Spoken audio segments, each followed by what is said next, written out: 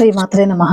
ఇంటి దైవాన్ని లేదా కులదైవాన్ని మర్చిపోతే పరమాచార్య వారి ఒక కథలో మనం తెలుసుకుందాం. ఒక భక్తుడు కంచి మఠంలో ప్రవేశిస్తూ తూలుతూ తడబడుతూ కింద పడిపోబోయాడు. వాడి అవస్థను చూసి అక్కడున్నవారు గబగబా వెళ్లి అతన్ని పట్టుకున్నారు. అయితే అతని నోట్లోంచి రక్తం కక్కుకున్నాడట. అక్కడున్న చూసిన వారంతా భయపడిపోయారు. అక్కడ రేగిన ఆ కలకలం పరమాచార్య స్వామి వారికి కూడా చేరింది. వారు విన్న తర్వాత వారు ఏమిటయిందో అక్కడ ఒకసారి కనుక్కునిరా అంటూ ఒక పరిచారకుణ్ణి పంపించారు. మఠం మేనేజరు మహాస్వామి వారితో, స్వామి, ఎవరో భక్తుడు అక్కడ రక్తం కక్కుకున్నాడు అని చెప్పాడట. మహాస్వామి వారు వెంటనే ఆ మేనేజర్ తో, అతను దేవురు, ఇక్కడికి ఎక్కడి నుంచి వస్తున్నాడో కనుక్కో అని అడిగారట. ఆ భక్తుడు తిరుచికి దగ్గరలోని ఒక పల్లెటూరు నుండి వచ్చాడు. చిదంబరం నటరాజ స్వామి వారిని దర్శించుకుని కాంచీపురానికి వచ్చాడట.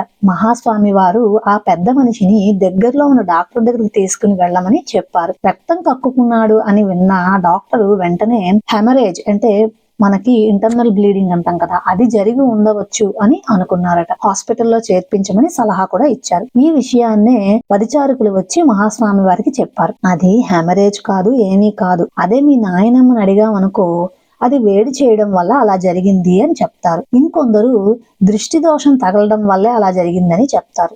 నాకు తెలిసి ఈ పెద్ద మనిషి వాళ్ళ ఇంటి దైవమైనటువంటి తిరువాచూర్ మధురకాళి అమ్మన్ ఈమె యొక్క దర్శనాన్ని చేయలేదు.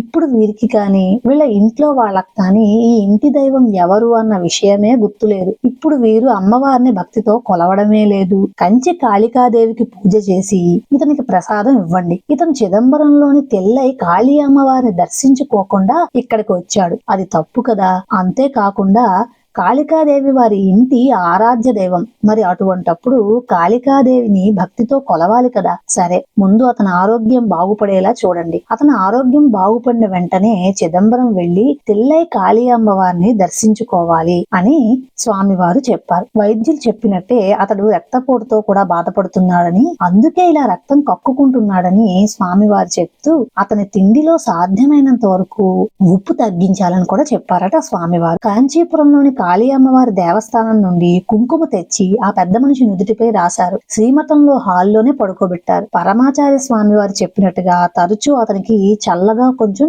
నీళ్లు ఇస్తూ ఉండేవారట. రాత్రి కూడా అతనికి హాయిగా నిద్ర పట్టింది. మరుసటి రోజు ఉదయం అతను మామూలుగానే లేచి అందరితో మాట్లాడడం మొదలు పెట్టాడు. రాత్రి విశ్రాంతి వల్ల అతను కొంచెం ఉత్సాహంగా కానీ కనబడ్డాడు. ఆయన మహాస్వామి వారి దగ్గరికి వెళ్లి ప్రసాదం తీసుకుని ఆ మేనేజర్ కూడా ధన్యవాదాలు చెప్పి వెళ్లిపోయాడు. ఇంటికి వెళ్లిన తర్వాత నాకు ఎటువంటి ఆరోగ్య సమస్య లేదు అంటూ ఆ మేనేజర్ కి ఉత్తరం రాశాడట. ఇంకా నేను ఎప్పుడూ మా ఇంటి దైవాన్ని ఇంకా మర్చిపోను. కానీ నాకు ఈనాటికి అర్థం కాని విషయం ఏంటంటే, మహాస్వామి వారికి ఎలా తెలుసు నేను చిదంబరం వెళ్లి తెల్లై కాళీ అమ్మవారిని దర్శించుకోలేదని స్వామి ఎలా కనిపెట్టగలిగారు? అది నాకు అంతుచెక్కని విషయం అంటూ ఉత్తరం రాశాడట. మన ఇంటికి దైవం తరతరాలుగా మనం చేత పూజింపబడుతూ మనల్ని రక్షిస్తూ ఉండే దైవం ఎలాంటిదో మనకి తెలియకపోవచ్చు, కానీ మహాస్వామి వారికి ఖచ్చితంగా తెలుస్తుంది కదా.